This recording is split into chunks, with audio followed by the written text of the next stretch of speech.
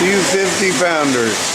My neighbor Matt got a chromer this morning in the neighborhood. Oh, nice. Oh, well, that's exciting. Exciting. Free boot walk. I know, I need what I need to find out. Are we seeing fish? I think there's some big ones in there. Oh, there's one right there. How do they get the big ones? Where do they get the big ones from? He's nosing down.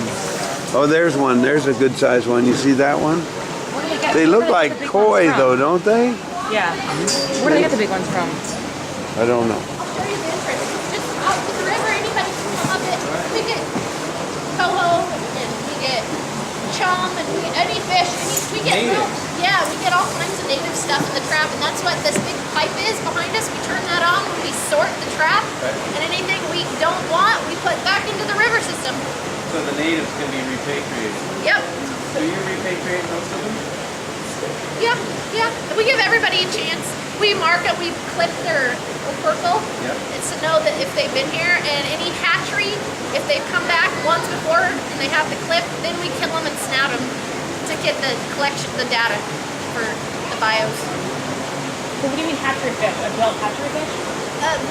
Every fish from the hatchery is marked and tagged. Their adipose fin is clipped, and they have a tag in their nose that says what year they were born, what river system they came from, all that kind of information. So I don't know if you've ever been out fishing. So that you'll want to make one fish that has a tag versus one that doesn't have a tag. Right. Okay. So you're mixing genetics. Yes. Is there a prescribed proportion? We try to do 50%, but we just do 1-to-1 when we're doing our spawning up here on the deck. So. And the other brood stock is this, it's still domesticated, it's still from the river system. They're doing, but it's the fish doing their own thing in the river. No, but the hatchery fish stock, the original hatchery fish stock, where did it come from? The brood stock, did it come from the system, right? I don't know the name. You mean, how old is this one? Did you say 40 years? Yeah, 30. We were built in 74. From Copper. So But I was just talking about the Copper River Basin was the granddaddy brood stock for repatriating a lot of systems. Let's show them this part because and also they can all hear you. So wasn't there limits on the amount of fish that could come out of hatcheries for a while? There was. Everybody has a production that they're supposed to have. They have a certain number that they are able to put into the system, and that's regulated by the biologists and whoever that says what we can produce. So we have to follow those guidelines by how many fish we spawn to make our numbers. So if you were to collect data on what fishes were able to adapt to the salt fastest and come in and back out instead of having a specific run time, and then somehow our release is keyed with the natural cycle. So when we're releasing our fish, the natural wild fish, they're doing their same run back. So we mimic the wild run. So we don't want to try and change any of the science to make them survive more. We want them, once they're out of the hatchery, they become wild and are doing the exact same thing the wild fish are doing at that point. Does that kind of make sense? Yes. Michelle, did you tell them about your one little bit of natural selection, the hit them against the wall?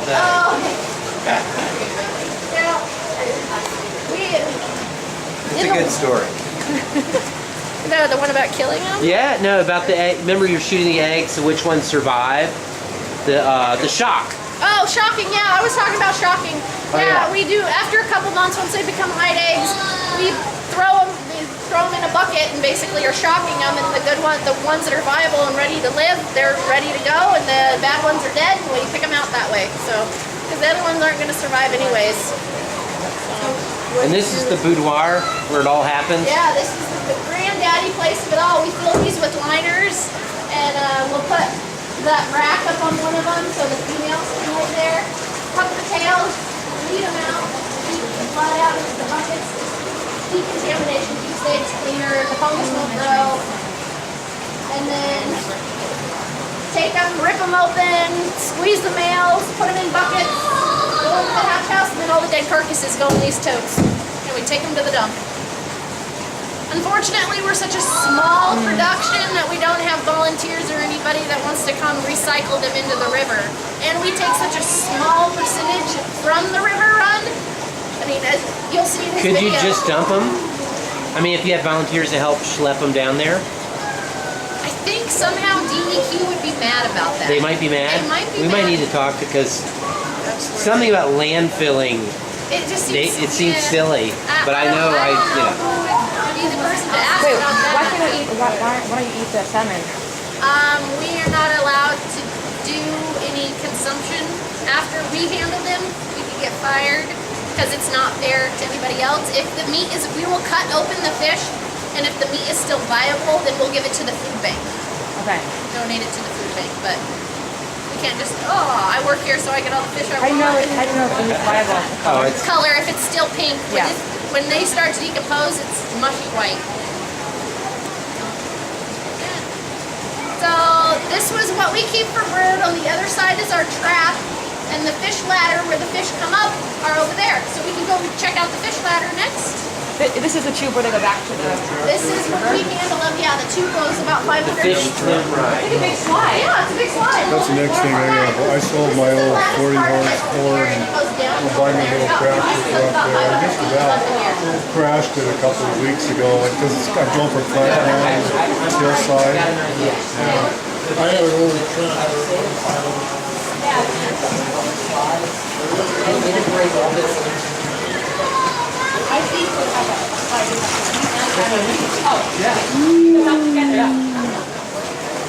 Here, this is a nice little Kubota.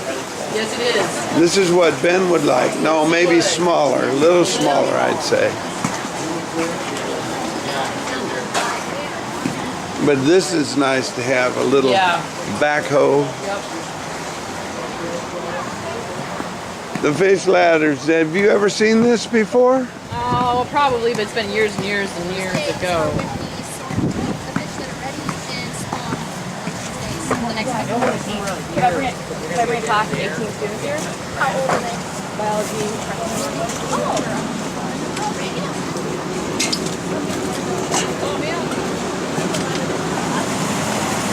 Yeah, they're gonna sink.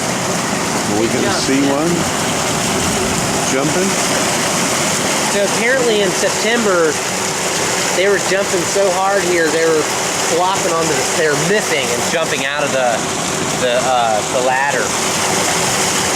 And that's, you know, that's a nadriment. That's what a nadriment means. Run and jump up. Imagine.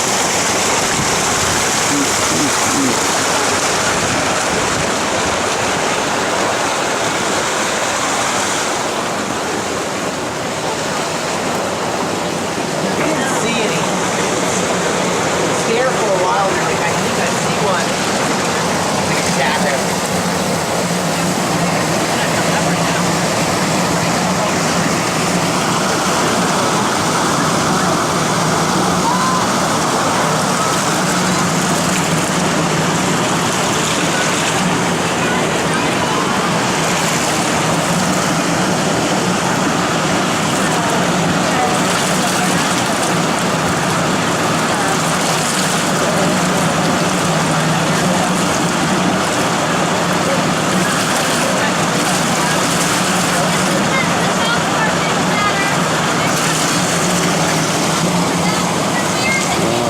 I think I'm done. Look at this nice little facility down by the Salmon River. They must pump in the water here.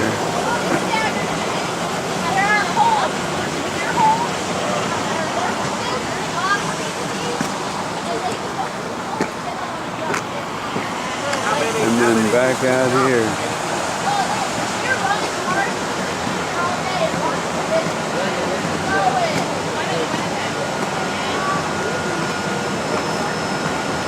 Look at all this. This is money. Is it employees only, it says. It's not hydroelectric, is it?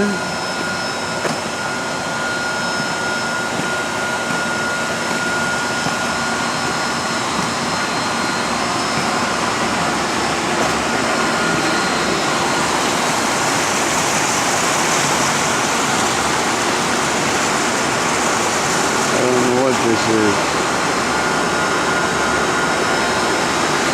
Not hydroelectric. I think it's a pumping station. This is where it all comes out.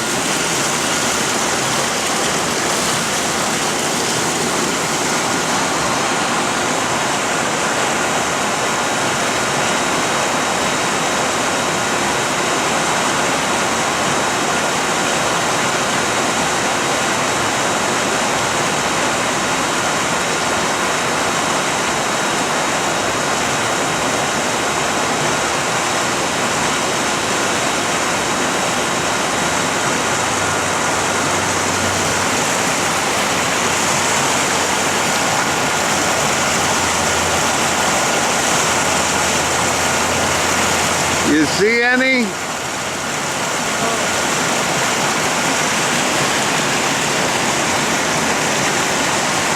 What do you think this is, Ben? Is this a pumping station? Yes. That's the main intake.